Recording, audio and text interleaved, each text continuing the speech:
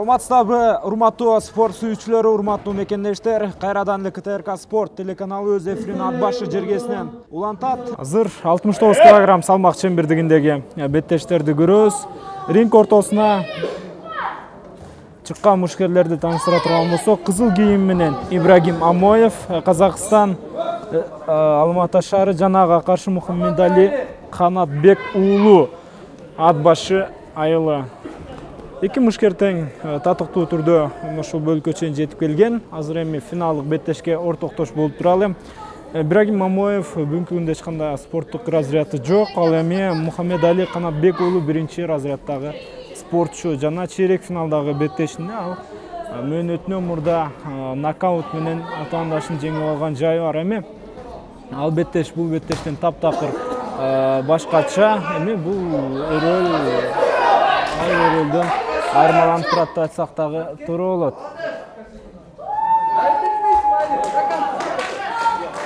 Ал ортодо мөөнөтүнөн мурда жеңүүчү табылды. Себеби Ибрагим Амоев боксту жаңыдан гана баштап жаткандыгына байланыштуу машыктыруучулары беттешти ушул жерден токтотду. Жана Мухаммедали Канатбек уулу техникалык нокаут менен жеңишке жетишкендигин көрүүбүз. Албетте Канатбек уулу Мухаммедалини биз жеңиши менен куттуктайбыз.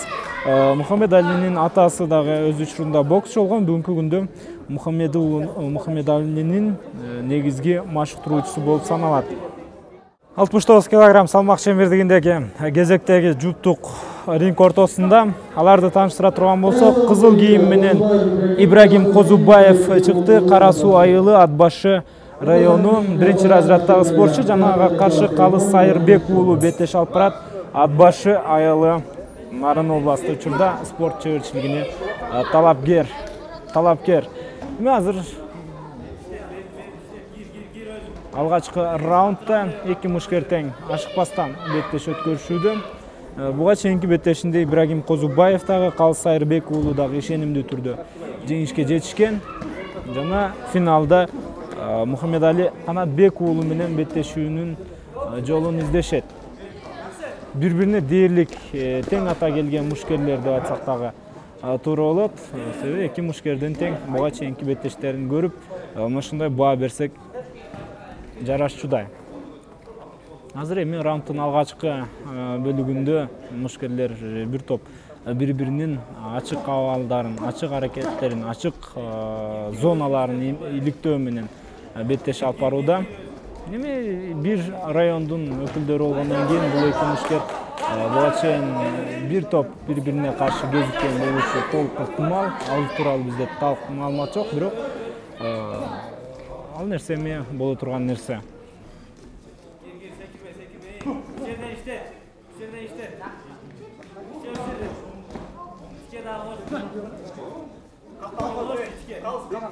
Ашыкпастан беттешти улантышууда эки мушкер.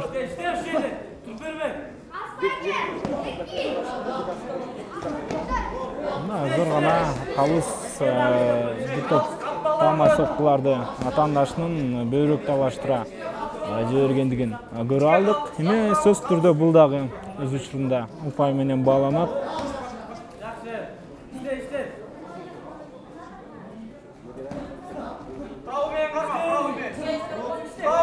Мындан сапаттуу беттешти көк кийимче мушкер өткөрүүдө.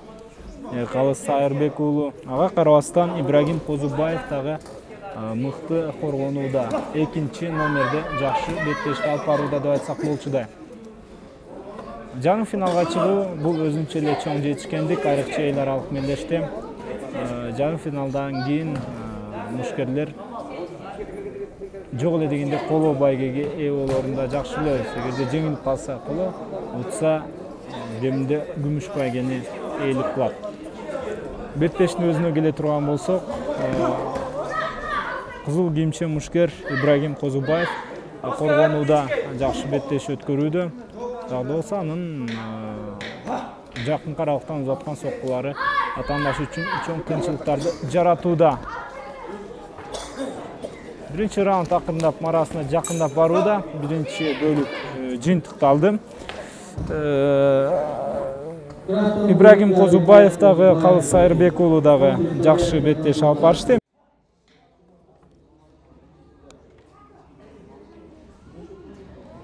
Продолжается встреча, полуфинальная встреча в весовой категории до 69 килограмм. Козубаев Ибрагим выступает в красных перчатках. Ну и Сайрбек Улукалыс из Атбаши, местный боксер, кандидат в мастера. Качественный бокс на протяжении первого раунда. Вы здесь ярко идет в атаку. Прижал своего оппонента канатом. Ну и, конечно, Сайрбеку Улукалысу нужно что-то предпринимать. Ответные атаки. Здесь видим, по корпусу действует Сайрбек Улукалыс. Кандидат в мастера спорта. Конечно, видно, что он обладает очень хорошим мышлением и также очень хорошей техникой. Козубаев Ибрагим, конечно, также не остается в стороне. Очень хорошее противостояние двух сильных бойцов. На самом деле мы наблюдаем и посмотрим по итогам этой встречи, кто же составит конкуренцию в финале. Канатбек Улу Мухаммед Алы, также представляющий село Атбаши. Сайрбек Улукалыс, также представитель местной школы бокса, кандидат в мастера спорта. Ибрагим Козубаев, представитель села Карасу Атбашинского района. Бойцы из одного региона и, конечно, друг с другом они знакомы, знают технику ведения боя, неоднократно встречались между собой. Видим здесь попадание слева со стороны Ибрагима Козубаева. Видим, размашисто он действует именно боковыми ударами, хуками. И несколько раз он достал своего соперника ударами. Идет в атаку. Сайрбек Улукалыс ведет встречу первым номером. И так же, как и первый раунд, второй раунд проходит очень интенсивно. Подустал Ибрагим Козубаев. Видно, отпустил он свои руки. И Сайрбек Калыс, то есть Сайрбек Улу, пытается все время идти в атаку, преследует своего оппонента. Левый прямой, левый кросс со стороны очень хорошей стороны Сайрбека Улукалыса. Видим, что интенсивность потеряла эта встреча. Где-то и понятно, выносливость у ребят не очень-то и хорошая, как у взрослых бойцов. 3 раунда по 3 минуты. Для них это, конечно, немало. Пытается Ибрагим Козубаев действовать хуками, но все удары попадают пока что в блок со стороны Калыса Сайрбек Улу.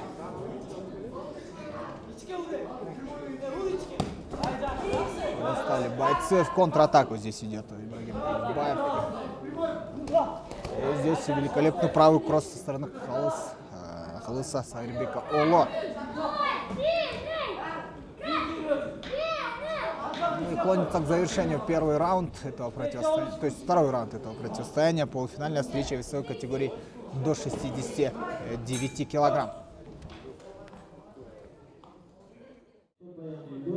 Является победителем международного турнира Булгарского в городе Красноярска, Россия.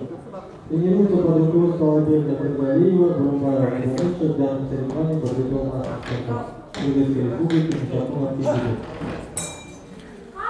Азыр мына Калыс Сайрбек Улу тууралуу дагы айтып өтө. Ал Орусиянын Красноярск шаарында өткөрүлгөн эл аралык мелдештин жеңүүчүсү жана ал учурда 18 жашта. Беттештин 3-чү чечүүчү раунду. Эки мушкертең жакшы боксту жалпыбызга көрсөтүүдө.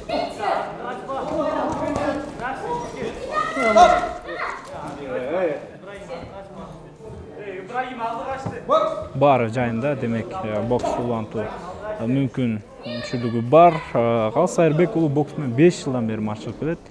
Бул эми аз же көп орто убакытта айтсак дагы болот. Мындай убакытта жеңишке жетишүү толук түрдө мүмкүн. Анын атаандашы Ибрагим Козубаевдин дагы жетишкендиктери жок эмес. Андыктан ал дагы болсо мыкты беттешти өткөрүүгө тийиш. Жоопкерчиликтүү деп айтсак да болчу. 3-чү чечүүчү раунд барган сайын өзүнүн кызыгына кирип барууда. Алыскы дистанциядан 3-чү раундда Калыс Сайрбек Улу оңой менен мүмкүнчүлүк бербестен беттеш алып барууда. Бир аз чарчап чалыга баштагандай кызыл кийимче мушкер эмне үчүн экендигин айта албайбыз. Ал ортодо эмне болду? 2 соккуну катары менен Калыс Сайырбек уулу өткөрүп алууга мажбур болду. Эң акыркы көз ирмемдер эл аралык мелештин 69 кг салмак чембирдигинде финалчыны аныктайт. Дагы мыкты сокку эки мушкердин тең орундатуусунда болду. Жана андан ары беттеш уланат.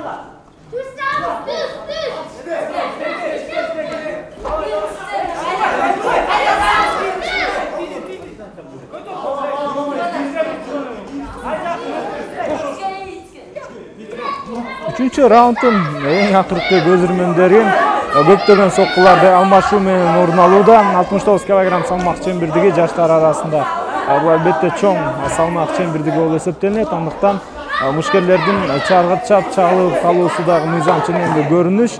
Бирок мушкерлер чарчаганлыгы менен бизге өтө бир кооз беттешти көрсөтүүдө.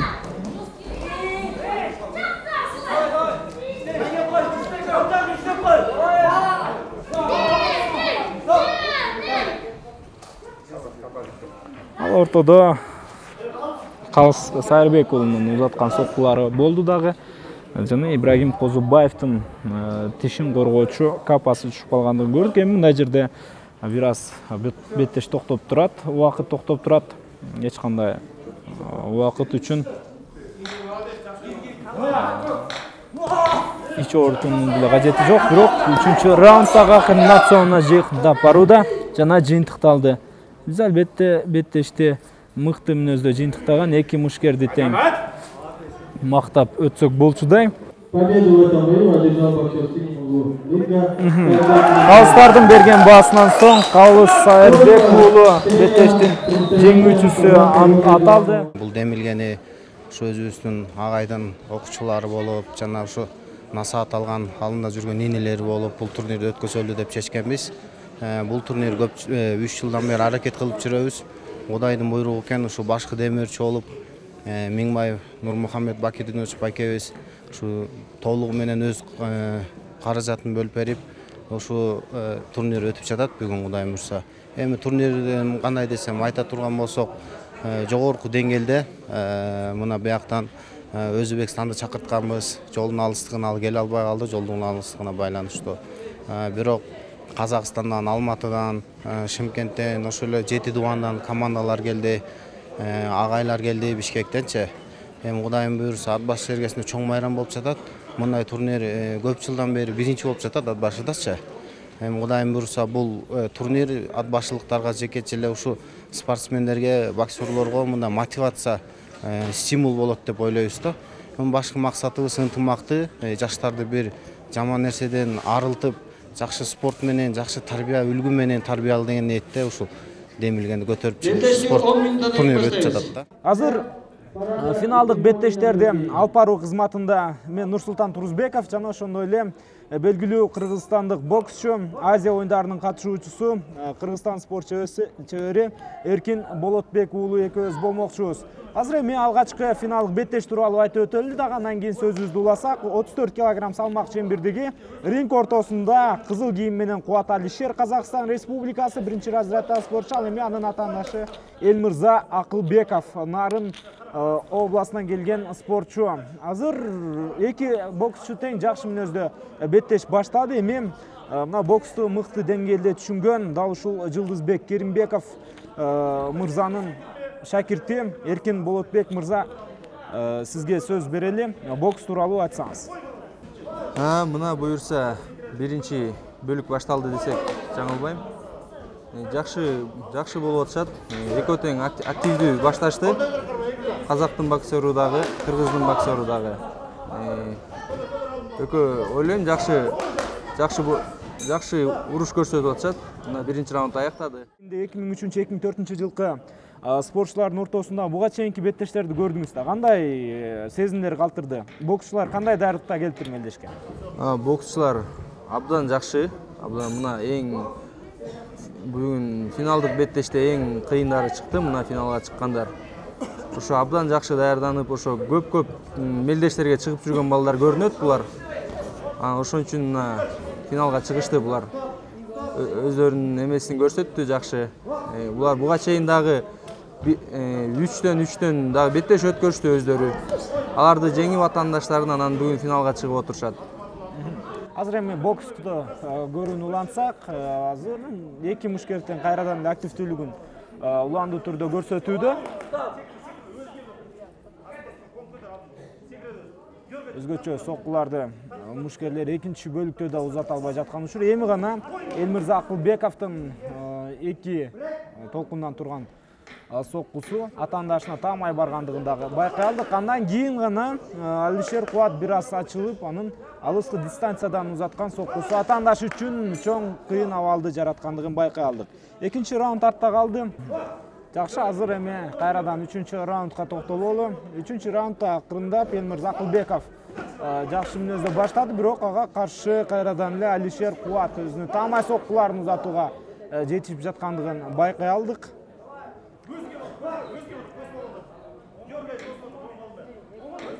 Беттештин эң акыркы секундалары кагууда. Азыр байкап көрө турган болсок, кимиси мыкты жыйынтыктоону жарата турган болсо, ошол тарапка жеңүүчү ысымы ыйгарылышы мүмкүн эле. Расмий түрдө азыр 34 кг салмак чембердигинде Керимбеков Жылдызбектин жаркын элесине арналып уюштурулган мелдеште Кубат Алишер Казакстан Алматы шаары чемпион аталды. 3-орунду алган мушкерлер Бишкек шаарынын өкүлү Бакытбеков жана ошондой эле Казакстан Республикасынан келген Нурдаулет Багламбек. Бул эл аралык мелдештин колоо байгеси менен сыйланат. Багламбек Нурдаулет Казакстандан келген мушкер жарым финалда Элмирза Акылбеков аттуу Нарын областынын өкүлүнө жеңил ызасын тартып калган. Анткени менен ал бул эл аралык мелдештин колоо байгечиси болуп табылууда. Ал эми экинчи орундун ээси Нарын шаарынан келген Элмирза Акылбеков, экинчи разряддагы спортчу. Ал финалда жакшы бир мыкты беттешти алып барды, бирок ага ийгилик бул күнү жылмайган жок. Себеби Казакстандан келген Кубат Алишер андан дагы мыкты болуп алтын байгени тагынгандыгын көрө алганбыз. Кубат Алишер бүгүнкү күндө биринчи разряддагы спортчу болуп эсептелинет. Бардык спортчуларга биз ийгилик каалайбыз. Кийинки мелдештеринде тек гана медалдар менен жыйынтыкталып калбастан, ошол учурда жеңүүчүлөр баалуу сыйлыктар менен дагы сыйланууда. Бул албетте уюштуруучуларга жакшы бир ыраазычылык билдирүүгө түрткү берет. Ошол учурда байге ээлери кийинки мелдештеринде аны колдонот деген ишенимибиз бар.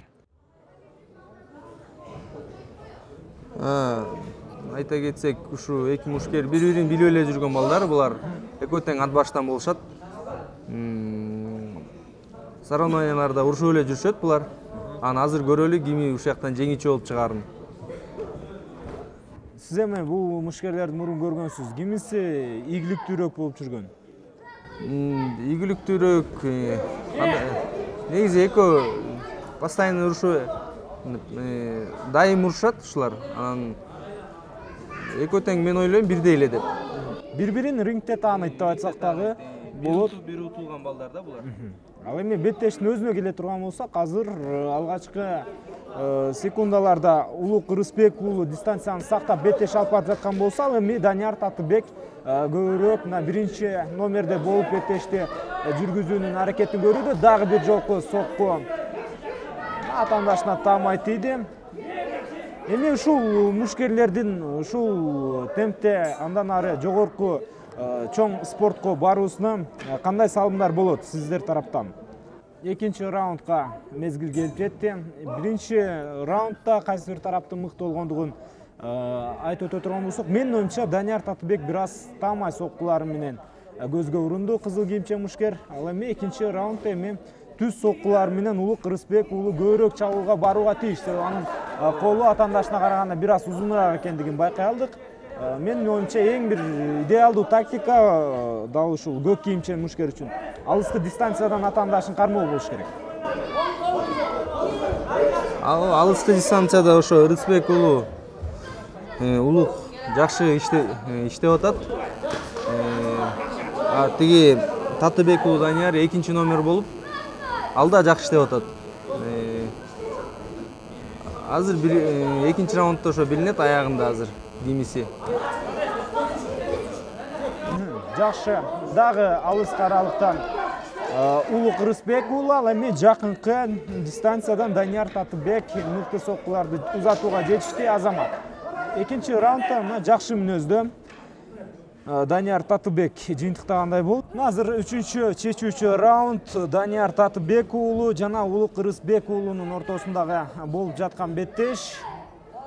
Бизге белгисиз кайсы бир тараптын алдыда келе жаткандыгы, бирок калыстар үчүн ал белгилүү нерсе. Үчүнчү раунд балким бардык көрүнүштү биринчи орунга ким татый турган чечимди чыгарып коюшу дагы толук ыктымал. Азыр эми беттештин өзүнө көз салып туралы. Эки мушкер тең ашыкпастан беттеш алып барууда. Бул эми албетте буга чейин топтогон упайларын сактап калуунун аракетин көрүүдө деп айтсак дагы болчудай. Азамат азыр гана кызыл кийимчен Данияр Татыбек уулунун узаткан соккусу таамайт, дагы бир жолу таамай. Ушундай эле соккулар менен аягына чейин беттешти жыйынтыктай турган болсо, кызыл кийимчен мушкер жеңишке барган сайын жакындоодо деп айтсак дагы болчудай. Буга чейин Данияр Татыбек уулу биринчи разряд болгон, ал эми Улук Рысбек уулу экинчи разрядда. Негизинен Данияр Татыбек уулу разряд жагынан атаандашына караганда мыкты болгон деп айтсак дагы жаңылышкан болбойбуз. Беттеш жыйынтыкталды.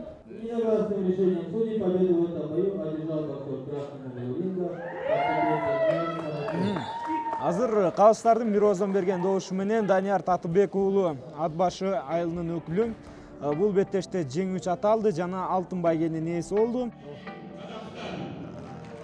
Да, вот как раз таки мы видим Асылханова Айдына из Казахстана. Очень хорошие, на самом деле, спортсмены, очень молодые, 2003-2004 года рождения. И все, конечно, ведь ребят впереди. Максатбек Улуастан из города Бишкек, спортсмен без разряда. Ну, Асылханова Айдына первый разряд по боксу. Ну и серебряные медали данного соревнования взял свой актив Рысбек Улук из Атбаши, представитель местной школы бокса.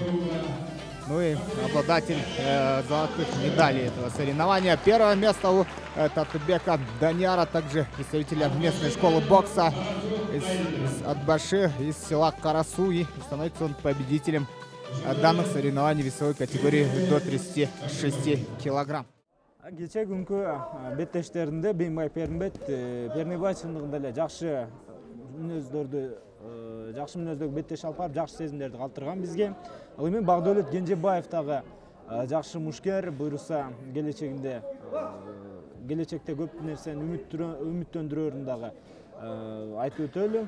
Ал эми бокстун өзүнө кайтып келе турган болсок, азыр мушкерлер алгачкы раундда бир аз күчүн сактап беттешин алып барып жаткандай. Бул сөзсүз түрдө жакшы тактикалык жүрүш. Эми 3 раундга чейин созулат беттеш, андыктан аягына чейин күчтү сактап калуу экөөбүз үчүн тең жакшы мүмкүнчүлүктү түзөт деп айтсак жаңылган болбойбуз. Азыр беттештин жүрүшү тууралуу айтсаңыз. Жүрүштөрү ушу Пернебай Бийимбет өзү бутка жакшы жүргөн мушкер экен. Менин оюмча ушу алдыда жүрүп атат деп ойлойм. Тамай соккондору көбүрөөк болуп атат. Дистанциялык чабуулдук тактиканы колдонот дагы. Атаандашына чоң бир кыйын абалды жаратат. Эми 3-чү раундду күтө туралы. Тактап айтсак 2-чи раунд. Ушу 2-чи раунд башталды. Мына дагы эле мына ушу мен айткандай Пернебай Бийимбет бир аз дагы таамай соккуларын көп узатып атат. Биринчи болуп өзү алдыда биринчи болуп иштеп атат. Чеберчилиги күчтүүрөөк экен деп ойлойбуз. Бирок Кенжебай бул Бактөлөт деле аракет кылып атат ал деле. Дагы алдыда раунд бар, анан да билинет. Мына дагы таамай сокту. Азыр мына кыйналууда Багдөлөт Кенжебаев ал кандай тактиканы колдонсо атаандашына жакшы соккулар жибермек, сиздин оюңузча? Менин оюмча кичине өзү ачыгыраак бала экен. Кичине колдорун жыйнап, уклон нырок деген эмелер бар, ошолор менен кирсе кичине жыйынтыктуу болмок беле деп ойлойм да. Бейімбет Пернебайдын алып барган беттеши чындыгында мага жакты. Алыска аралыктан сактап өтө жыйынчактуу беттеш алып барууда. Бул дагы мыкты боксчуларга мүнөздүү көрүнүш деп айтсак жарашат. 3-раунд башталды жана дароо эле Бейимбет Пернебайдын узаткан соккулары атаандашына таамай тийүүдө. Эми ага каршы Багдөлөт Кенжебаев кандай мыкты мүнөздөгү беттешти алып барары биз үчүн кызыктуу болууда. Ошо мына 3-чү аяккы раунд. Дагы эле казак мушкери дагы эле мына дагы таамай сокту. Ошо дагы мына дагы бирок Кенжебай уулу Багдөлөт дагы бир жакшы таамай сокту. 3-чү раундда бирок жакшы иштеп атат Кенжебай уулу Багдөлөт. Азыр дагы чечүүчү раунд. Дагы 1 мүнөттө убакыт бар, анан билинет буюрса. Азыр эми акырындап беттеш марасына жакындап барууда. Ал ортодо кросс соккулары менен Бейимбет Пернебай жакшы жүрүштү жасаган жана беттеш марасына жетти. Багдөлөт Кенжебаевга 3-чү раундда сөзсүз түрдө нокдаун абалын жаратуусу керек эле, себеби 1-2 раундту Багдөлөт алдырып жиберген.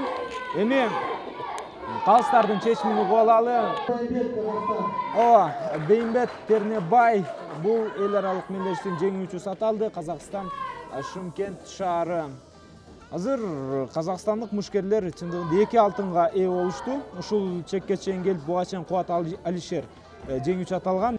Коло байгенин ээси болуп, азыр Данияр уулу Нурислам Аламидин районунун өкүлү, 2-чи разряддагы спортчу, ал финалдык жолдому алуучу беттеште Багдөлөт Кенжебаевга жеңил ызасын тартып калган. Дагы бир коло байгенин ээси Бекбол Максатбеков, Бишкек шаары 2-чи разряддагы спортчу. Мына 2 мушкер коло байгенин ээси болду. Ал эми 2-чи орунду Кара Суу айылынан келген Багдөлөт Кенжебаев. Кара Суу айылы бул Атбаш районуна караштуу. Абдан мыкты бокс мектеби менен бул айыл мактанса болот, себеби бул мелдеште Кара Суу айылдын өкүлдөрү жакшы сезимдерди жалпыбызга калтырды. Ал эми чемпион Казакстан Республикасы Бейимбет Пернебай. Албетте биз Бейимбет Пернебайдын беттештерин бааладык жана ал өтө татыктуу эрөлдөрдү жалпыбызга тартуулады. Бул мушкерлерди кийинки жылы дагы ушул эл аралык мелдеште көрөбүз деген ишенимибиз чоң.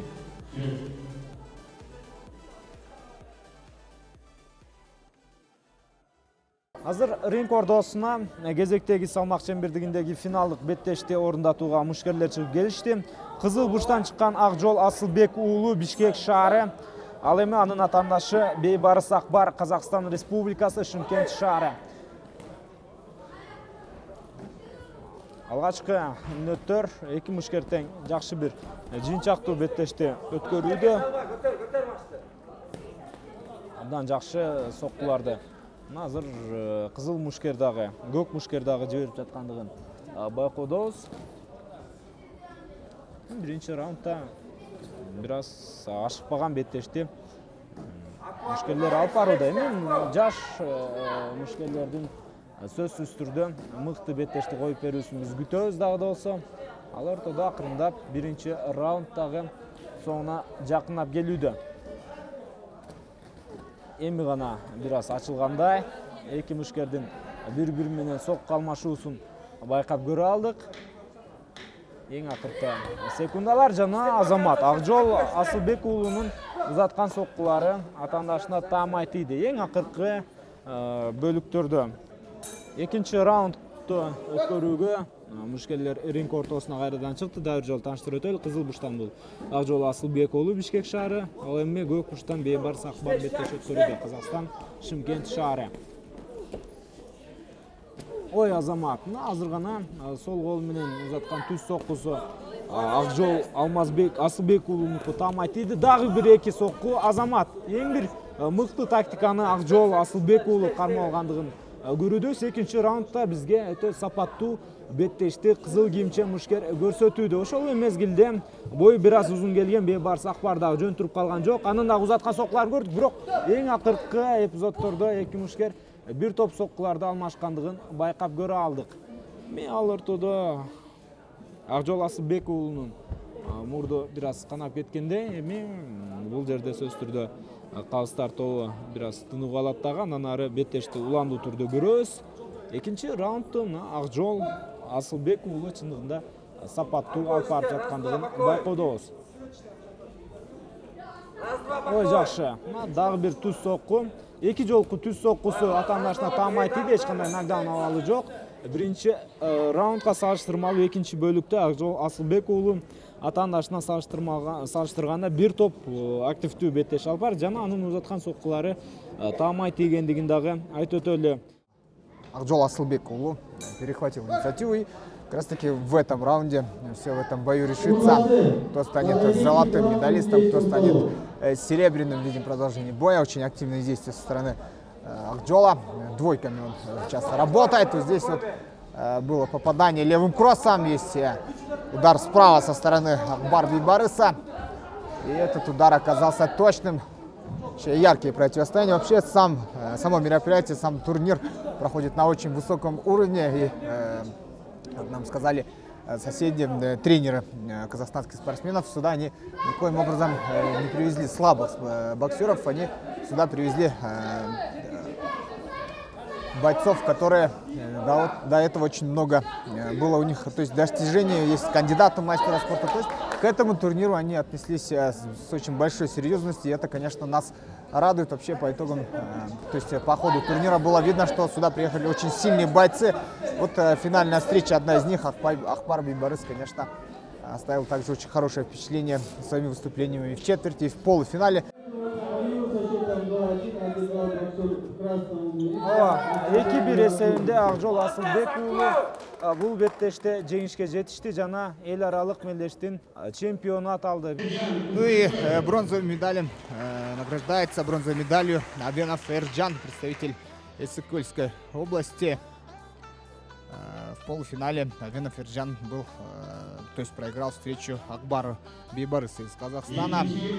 Серебряной медалью награждается Акбар Бейбарыс из Казахстана. В финальной встрече он также проиграл, но в полуфинале он оказался сильнее Авенова Эрджана. Ну и золотой медалью данного соревнования награждается Асылбек уулу Акжол, представитель города Бишкек. Он в финале оказался сильнее Акбара Бейбарыса и заслуженно получает золотые медали соревнований первого международного турнира, посвященный памяти Керимбекова Джилдызбека.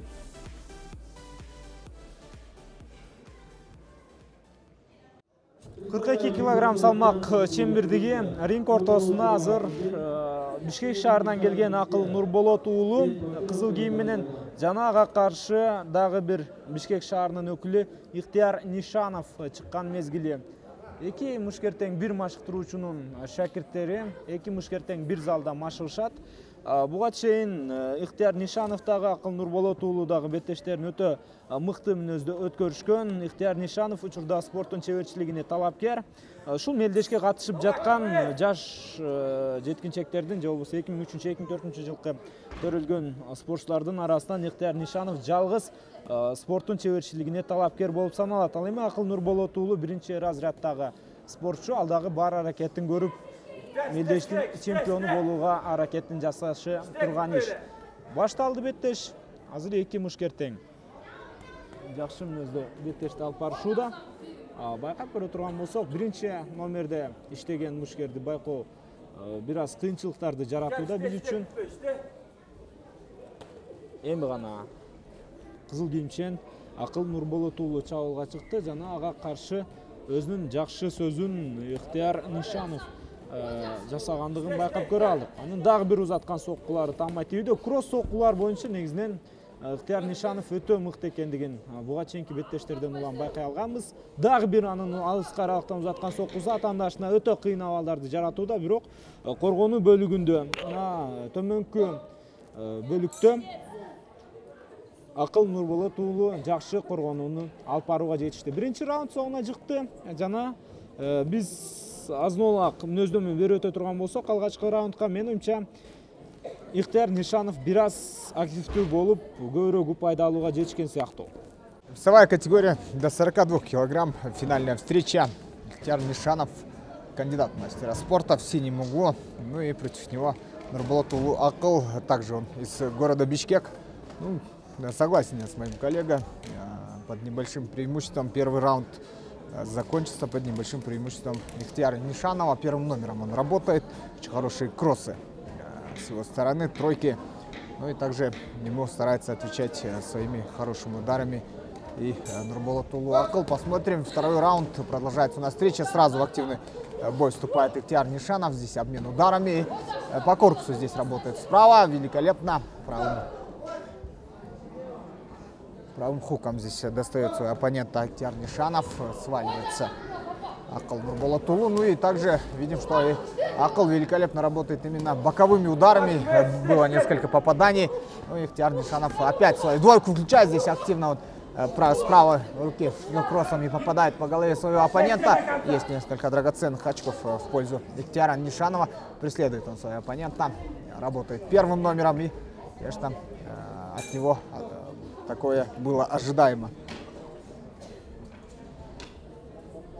Экинчи раундтагы жыйынтыкталды. Ихтияр Нишановдун активдүүлүгү экинчи раундда көзгө даана көрүндү, айырмаланып, ал эми Акыл Нурболот уулу бир аз коркуп жаткандай. Себеби Ихтияр Нишанов буга чейин бир топ эл аралык мелдештерде, улуттук мелдештерде ийгилик жаратып жүргөндүгүнө байланыштуу Акыл Нурболот уулу балким коркуп жаткандай.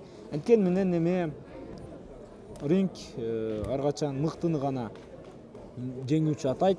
Андыктан алдыңкы мүнөттөрдө мыктысына биз ийгилик кааламакчыбыз.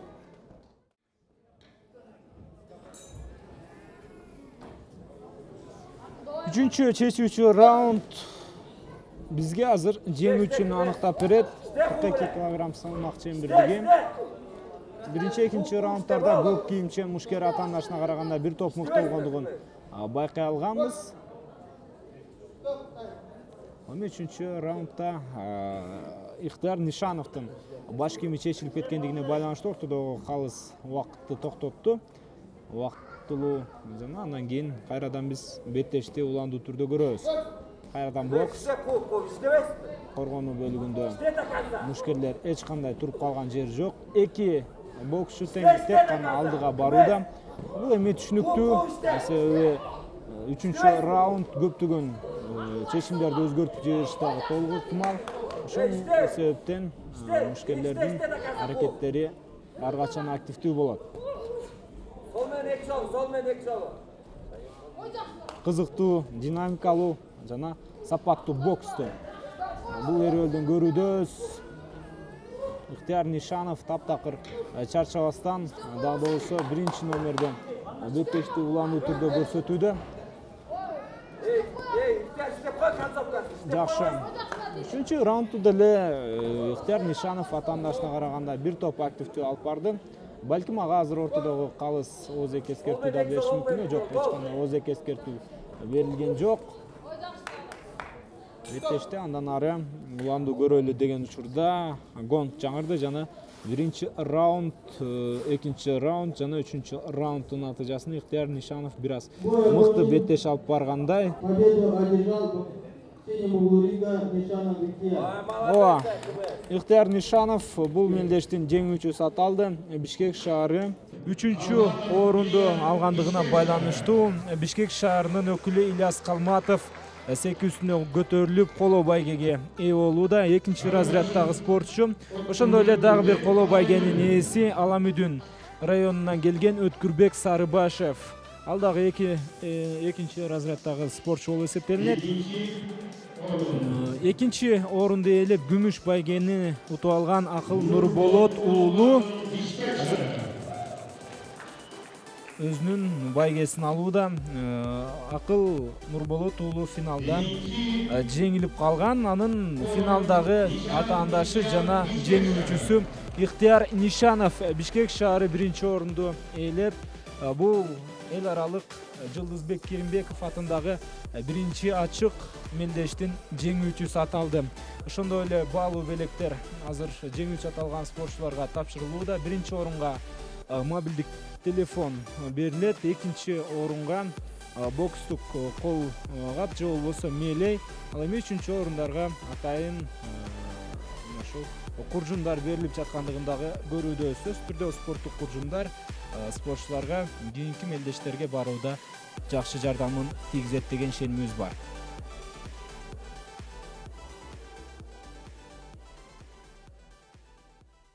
В весовой категории до 44 килограмм снова можно наблюдать двоих представителей города Бишкек. Алмазбек Улубайтур, первый разряд по боксу у него, у Бакай-Улу Эмира второй разряд, но до финала, путь у них до финала был очень тернистый.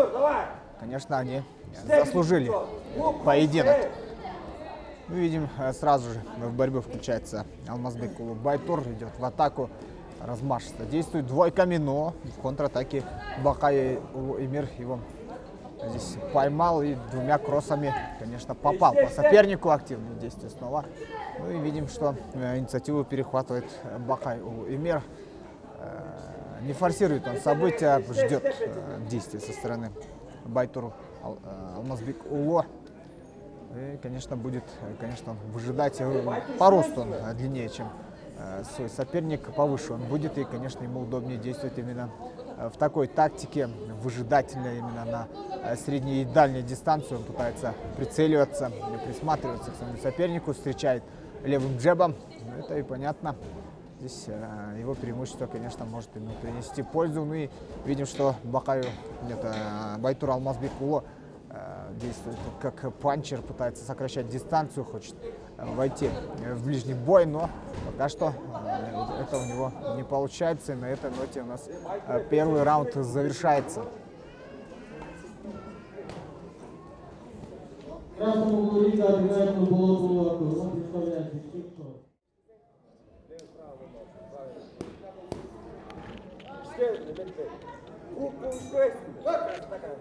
Төрт килограмм салмак чембердигиндеги финалдык беттеш уланууда. Азыр ринг ортосунда Байтур Алмазбек уулу жана Эмир Бакай уулу беттеш өткөрүп жаткан учур.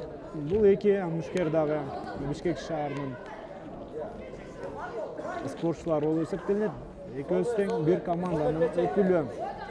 Азыр финалдык беттеште активдүү болуп жаткан кайсы бир мушкерди бөлүп кароо мүмкүн эмес болууда. Анткени мен Байтур Алмазбек уулу жакынкы аралыкта беттеш алып барууда атаандашына караганда бир топ активдүү болуп жаткандыгын дагы эстен чыгарбашыбыз керек. Анын атаандашы Эмир Бакай уулу дистанцияны сактап, түз соккуларды жиберүүгө бар аракетин көрүүдө.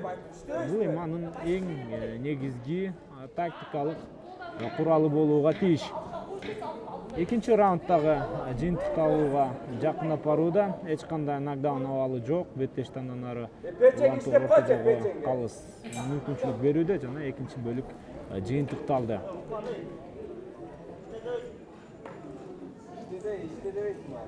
Международный турнир, посвященный памяти мастера спорта Советского Союза Керимбекова Жылдызбека. Здесь участвует примерно 140 спортсменов. Ну и надеемся, что и в будущем этот турнир, посвященный памяти Керимбекова Жылдызбека, получит свое продолжение. И будем мы также на таком же высоком уровне наблюдать этот турнир у нас. Ну и встреча у нас продолжается. Весовая категория до 44 килограмм. Здесь пытается все время Бакай-Улу Эмир на дальней дистанции. Видим, уже руки свои отпустил, выцеливает. И ему, конечно, такая тактика под руку. Видим, контролирует он ситуацию, не дает сокращать дистанцию Алмазбеку Улубайтуру. И также по числу точных попаданий, скорее всего, преимущество за Бакай-Улу Эмиром. Посмотрим.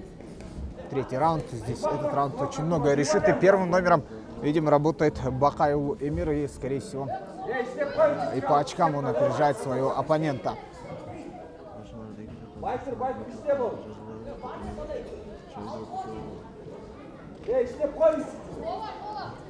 Ну и нужно, конечно, постараться Алмазбеку Улубайтуру форсировать события, концовка встречи. На этом этот бой у нас завершается. Посмотрим, какое решение примут боковые судьи. Судьи также работают очень классно на протяжении всего турнира.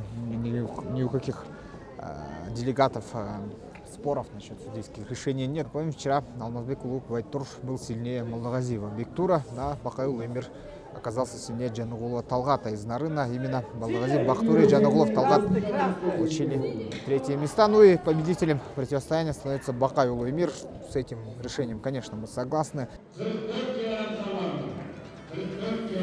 44 килограмм салмак чембердигинде ийгиликтүү болгон спортчулар секүүсүнө чакырылууда. Азыр сүрөттөштөр менен сиздерге ийгиликтүү болгон спортчуларды тааныштырып өтөбүз. 3-чү орунду ээлегендиги үчүн азыр Бектур Молдагазиев коло байге менен сыйланууда. Бишкек шаары 3-чү разряддагы спортчу Бектур Молдагазиев үчүн бул эл аралык мелдештеги коло байге менин оюмча эң жакшы стимул болуп берет. Дагы бир 3-чү орундун ээси Талгат Жанугулов, Нарын шаары 2-чи разряддагы спортчу. Ал финалдык жолдомо үчүн болгон беттеште Эмир Бакай уулуна жеңилип калган. 2-чи орунду дагы бир Бишкек шаарынын өкүлү Байтур Алмазбек уулу алууда. 1-чи разряддагы спортчу Алмазбек уулу Байтур.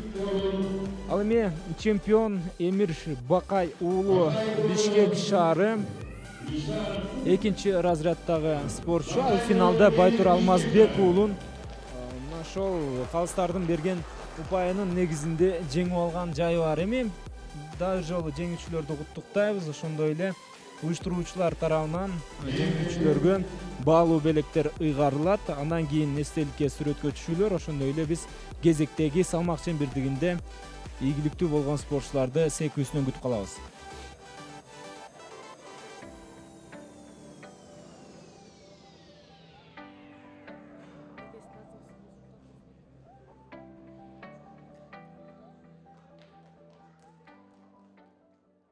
...46 килограмм салмак чембердигиндеги беттештин финалдык бөлүгүнө жетип келдик. Азыр ринг ортосуна чыккан мушкерлер Рыскелди Эмилбек уулу Кочкор жана ага каршы Ысык Көл областынын өкүлү Көлбай Мусаев беттеш өткөрүүгө даярданууда. Эки мушкердин тең буга чейинки беттештерине ортоктош болгонбуз. Жакшы сапаттуу беттештерди көрсөттү. Эми азыр финалда канчалык бизге жакшы оюнду тартуулайт, алдыңкы мүнөттөрдө белгилүү болот. Ортодогу калыстын белгиси менен беттеш башталды. Эки спортчу тең бүгүнкү күндө 1-чи разряддагы боксчулар болуп саналат. Демек, буга чейинки аракеттерине карап, кайсы бир деңгээлде баа бере турган болсок, бирдей мүнөздөгү боксчулар деп айтсак туура болот.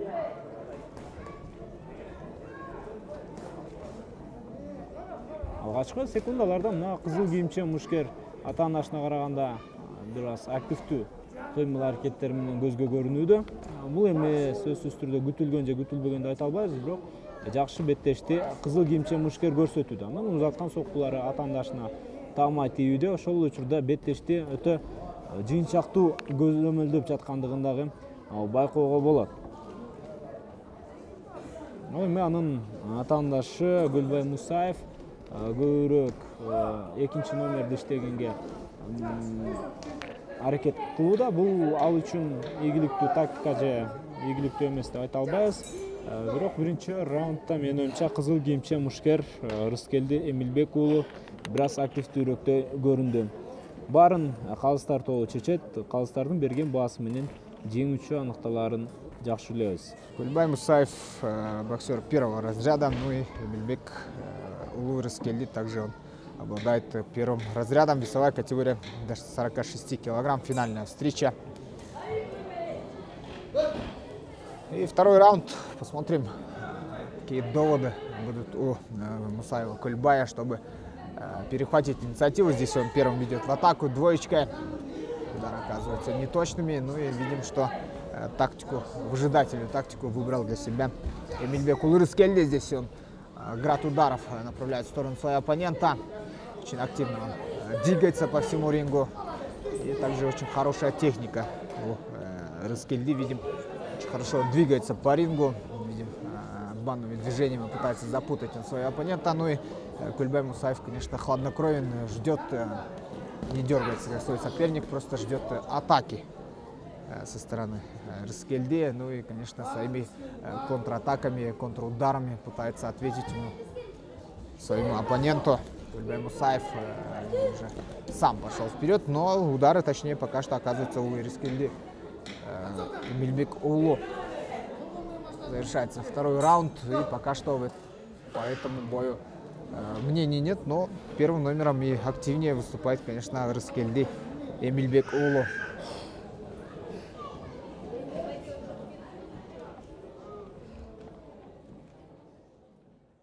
Байкай туралы 3-чү бөлүк, чечүүчү бөлүк кайсы тарап активдүү болсо ошол тарапты жеңүүчү аныктай турган раунд. Жана дароо эле 3-чү бөлүктү активдүү мүнөздө кызыл кийимчен Рыскелди Эмильбек уулу баштады.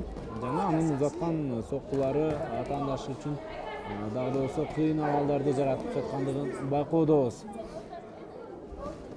Ой жакшы. Эми дагы бир жолу таамай сокку Рыскелди тарабынан атаандашына жетти. Бул деген чындыгында азырынча Рыскелди Эмильбек уулу атаандашына муктуулууда дегенди түшүндүрөт. Эң акыркы эпизоддордо гана бир аз активдүү аракеттер менен Кульбай Мусаев көзгө урунду. Анын узаткан соккулары атаандашына таамай жетип жаткандыгын дагы байкоого болот. Ал ортодо айлангандыгына байланыштуу ортодогу башкы калыс Озеки эскертүү берип өттү көк кийимче мушкерге. Бокста айлануудагы бул атаандашына кыйын абалды жаратып коюшу толук ыктымал. Ошондуктан мунусунун баарына тыюу салмагын дагы жакшылайбыз. Эч кандай нокдаун абалы жок. Беттеш андан ары жана бул финалдык беттеш жыйынтыкталды. Рыскелди Эмильбек уулу Кульбай Мусаевдин ортосундагы эрөөлдө биз толугу менен бирдей мүнөздөгү эрөөлгө ортоктош болдук.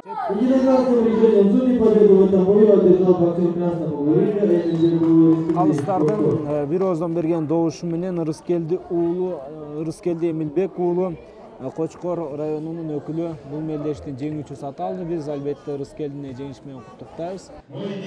3-чү орунду ээлегендиги үчүн коло байгенин ээси аталган Бишкек шаарынын өкүлү Мухаммед Мойдунов сиздердин назарыңыздарда коло байгени өз мойнуна тагынууда. Ошондой эле дагы бир коло байгенин ээси Азимбек Садыркулов Нарын шаары.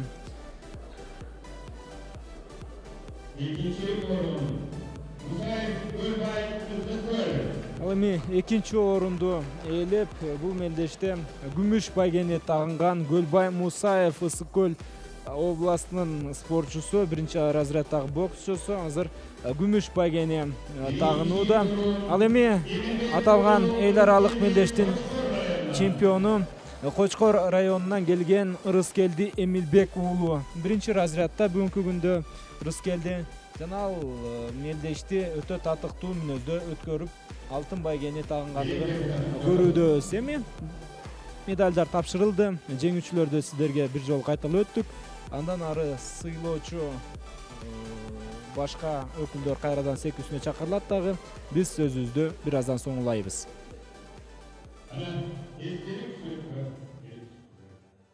Сегодня мы в третий день соревнований наблюдаем финальную встречу этих двух, несомненно, талантливых боксеров. Вообще Сатыбалды Улусагын ставил хорошее впечатление, яркие победы на его счету. Ну и также Чингиз Усимбаев показал, что он также обладает хорошей техникой, и именно мышление у этих молодых боксеров очень на хорошем уровне. Видим, если не форсируют они события, не идут на размен ударами, выжидательная тактика. Ну и видим правый кросс со стороны Усимбаева. Чингиза оказался точным, прижал своего соперника канатом Сатыбалды Улусагын, но именно пока что удары точнее пускает Чингиз Усимбаев. Ну здесь было падение со стороны Усимбаева Чингиза, но здесь не было нокдауна, подскользнулся представитель Сыкульской области. И бой у нас продолжится. Великолепно здесь боковыми достает своего соперника Сатыбалды Улусагын. Несколько ударов были точными. Видим, здесь уже размен ударами, но Чингиз Усенбаев пытается обороняться. Пока что сильный боксер на самом деле. На очень хорошем уровне проходит первый раунд. Чингиз Усенбаев 2003 жылкы учурда Кызыл Бурчтукта эс алууда. Ыскөл областынан келген мушкер экинчи разрядда бокс менен машыгып келе жаткандыгына бар болгону 1 жыл болду. Өзү санап жүргөн беттештеринин саны 7, анын 5-өсүндө жеңишке жетишкен. Жакшы мушкер, чындыгында 1 жылда ушундай өнүгүүгө жетишкен болсо, Чингиз Усенбаев балким 1-2 жылдан кийин жакшы деңгээлдеги мушкерлердин катарын тогуктап калышы мүмкүн. Эми биринчи раундтан соң айтып өтө турган болсок, Сагын Сатыбалдыулу атаандашына караганда бир топ мыктыраак соккуларды жиберүүгө жетишти. Эми экинчи раунд байкай туралы биринчисинен сөзсүз түрдө айырмаланууга тийиш. Кайрадан эле Сагын Сатыбалдыулу жакшы мүнөздө баштады беттешти. Алыскы аралыкты сактап, соккуларды узатуусу атаандаш үчүн кыйын абалды жаратып жаткандыгын да байкоодобуз. Өтө жакшы тактика. Чындыгында баарын сактап туруп, качан атаандашы жакындаганда гана 2 сокку менен жооп берүүдө жана ал ортодо нокдаун абалы, жаңылбасак нокаут абалы дагы орун алып кала жаздагандай. Эмне болду эң негизгиси? Беттешти уланта албайт сыяктуу. Чындыгында Сагын Сатыбалдыулунун бул узаткан соккусу Чингиз Усенбаевка өтө таамай тийгенде. Эмне дейбиз? Чингиз Усенбаев бар болгону 1 жылдын гана жүзү болгон, анын бокс менен машыгып баштагандыгына кийинки беттештеринде Сагынга дагы, Чингизга дагы ийгиликтерди каалайбыз. Бар болгон 2003-2004 жылкы мушкерлер, андыктан алардын келечеги дагы доосу алдыда. Сагын Сатыбалдыулу эл аралык мелдештин чемпиону катары расмий түрдө бекитилди. 48 кг салмак чембирдиги эсеки үстүнө чакырылган спортчуларды тааныштыра турган болсок, өздөрүн ошол сүрөттөштөр менен тааныштырууну каалайт. Ал мезгилде коло байгени уткан Биназар Мелис уулу Ыскөл областынын өкүлү 3-чү орунду ээлеп, азыр тиешелүү түрдө 3-чү даражадагы байге менен сыйланууда. Ошондой эле Кубан Өмүркул уулу Талас областынан келген спортчу дагы 2-чи орунду ээледи. Ал эми чемпион бул албай калган Чингиз Усенбаев Ыскөл областынын өкүлү күмүш байгени тагынган болсо, ал эми Сагын Сатыбалдыулу бул мелдештин чемпиону катары алтын байге менен сыйланууда. Чындыгында Сагын Сатыбалдыулу мыкты беттешти алып барды. Биз албетте мушкердин жеңиши менен куттуктайбыз.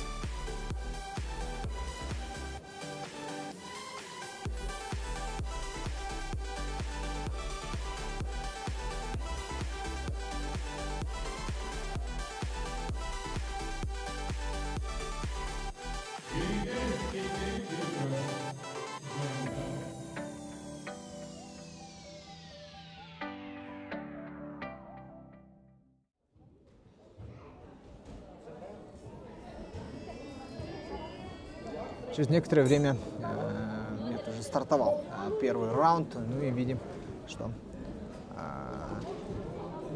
на ближнюю дистанцию пытается все время сокращать дистанцию Иманкадыров. Тургунбек, удары с дальней дистанции. Здесь двойка, 2 кросса оказались неточными. Ну и встречает его прямым правым все время Куаныч Маманиязов. Выжидает своего оппонента, ждет атаки с его стороны. И именно на контратаках пока что действует Куаныч Маманиязов. Есть правый кросс, сверху его встречает. Ну и Иманкадыров Тургунбек, видим, пытается именно сокращать дистанцию, все время идет вперед, владеет инициативой, кидает удары. Вот здесь великолепно левый боковой проходит у Иманкадырова Тургунбека. Точным оказался этот удар, один удар. И видим еще один левый боковой. Ну, нашел он слабые стороны Иманкадырова Тургунбека. Ему нужно, конечно, быть поосторожнее и прикрывать именно удар с левой стороны. Ну, два боксера, конечно, друг друга знают, занимаются вместе. И видим, что на джентльменском уровне проходит этот бой. Эми экинчи бөлүк башталууда. Ортодогу калыс рингтин ортосуна мушкерлерди чакырган соң бул раундтагы башталып турат. Эми гана кызыл кийимче мушкер бир аз активдүү кыймылдай баштады. Анын узаткан таамай соккусун көрө алдык. Түз соккуларды узатууда. Мындай соккулар колу узун, бою узун мушкерлерге каршы. Ой Азамат, дагы бир мыкты сокку, андан кийин чабуулду токтотпош керек. Эң акыркы көзөрмөмдөрдөн өзүнүн түз соккулары менен бир топ кыйнап алды. Тургунбек Иманкадыров ата-анасына каршы жасай алды. Анын узаткан соккуларынын арты токтобостон дагы да болсо ата-анасына кыйнап алды. Жаратып жаткан учуру. Ай Азамат. Оң кол менен узаткан Тургунбектин соккусу бир аз таамай болгон жок, бирок дал ушундай соккуларды узата бере турган болсо Тургунбек Иманкадыров көптөгөн упайларды өз карамагына чогултуп алууга жетишмек. Менин оюмча жетишти деп айтсак дагы болчудай. Куаныч Маманиязов, он 2 года занимается боксом. Также представляет он местную школу бокса села Атбаши. Здесь видим кровотечение у Куаныча Маманиязова. Понадобилась услуга медиков. Было попадание очень сильное во втором раунде со стороны Иманкадырова Тургунбека. И небольшим преимуществом, конечно, по ходу боя обладает боксер в красных перчатках Иманкадыров Тургунбек. И в третьем раунде также видим, что он идет в атаку, работает первым номером, пытается именно боковыми ударами размашисто поймать своего оппонента на противоходе. Есть попадание правым кроссом здесь. Видим здесь небольшие проблемы с экипировкой у Тургунбека Иманкадырова. Куанычу Маманиязову, конечно, нужно поактивнее боксировать именно в этот период, если же он хочет вырвать такие нужные ему очки.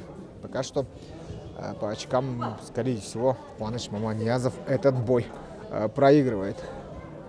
Посмотрим, это третий раунд, финальная встреча в весовой категории до 52 килограмм. Снова здесь пошел в атаку Тургунбек Иманкадыров, достал несколько раз, еще 2 попадания, и видим здесь уже нокдаун у Куаныча Маманиязова. Прямые кроссы у Иманкадырова Тургунбека великолепные, несколько раз он их достал, и, конечно, боковые удары слева у него очень хороши. Концовка встречи, видим, уже пошел в атаку снова Иманкадыров Тургунбек, и на этом бой завершается. Конечно, все, наверное, видели, что Тургунбек Иманкадыров был посильнее своего оппонента, и, скорее всего, боец в красном углу одержит победу в этом противостоянии.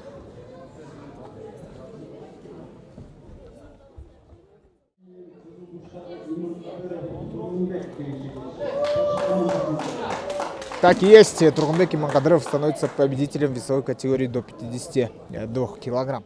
52 килограмм салмак чембердигинде мелдештин коло байгесин Медер Шайырбек уулу утуп алды. Дагы бир коло байгенин ээси Мыктыбек Токтогулов Менкуш айылы Жумгал району. Ал 3-чү разряддагы спортчу. Жарым финалда Куаныч Маманиязов аттуу спортчуга жеңил ызасын тартып калган. Ал эми Куаныч Маманиязов финалга чыгып, бирок финалда ага ийгилик чылмаган жок. Анткени мен ал күмүш байгени тагынып отурат. Биз албетте Куанычты жеңиш менен куттуктайбыз. Ал эми мелдештин чемпиону Тургунбек Иманкадыров Атбашы району. Бардык жеңүүчүлөрдү секүүсүнөн көрүүдө, баалуу белектерди тапшыруу аз эми орун алат. Андан кийин эстеликке сүрөткө түшүү. Ошондой эле 54 килограмм салмак бөлүгүндөгү жеңүүчүлөрдү биз кайрадан секүүсүнөн күтүп калабыз.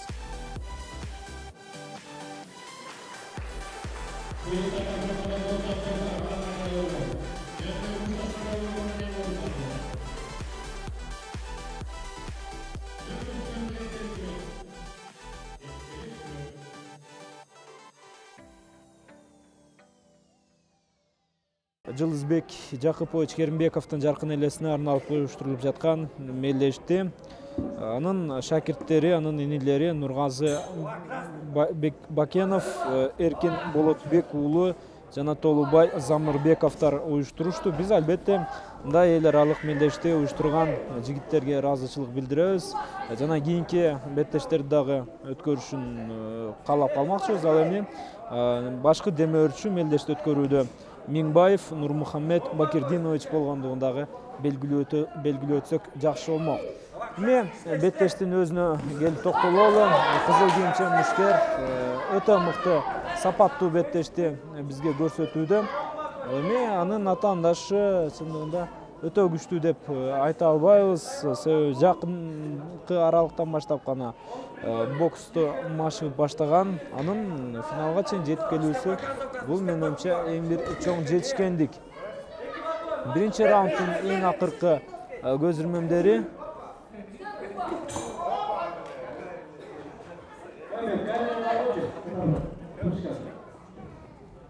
биринчи раунд жыйынтыкталды. Азырынча кызыл кийимчен мушкер бир топ активдүү болууда. Бул беттеште ринг ортосуна кайрадан мушкерлер чакырылды. Ортодогу калыстын белгиси менен беттеш башталды. Да, досо кызыл кийимчен мушкер бир топ активдүү чабуулдарды жасоого бар аракетин көрүүгө тийиш.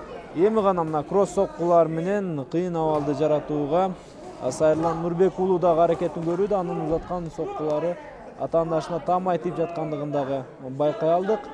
Чындыгында Азамат азыр көк кийимчен мушкердин дагы аракетин баалап коюшубуз керек. Экинчи раундда көк кийимчен Сайырлан Нурбек уулу бир топ таамай кросс соккуларды узатып алууга жетишти. Ал ортодо дарыгерлерге кайрылууда. Ортодогу калыс кызыл кийимчен Кубаныч Мусаевдин мурну канап кеткен. Аны тазалап, андан кийин гана беттеш ууланат.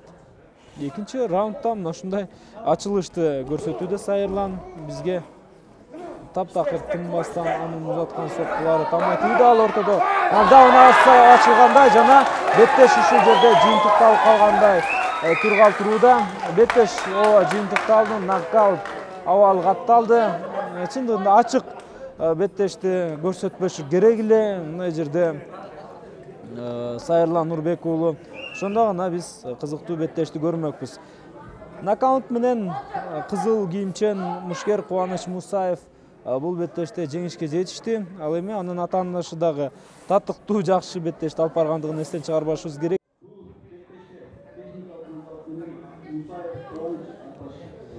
Нокаут менен Кубаныч Мусаев жеңишке жетишти. Атбашы командасы.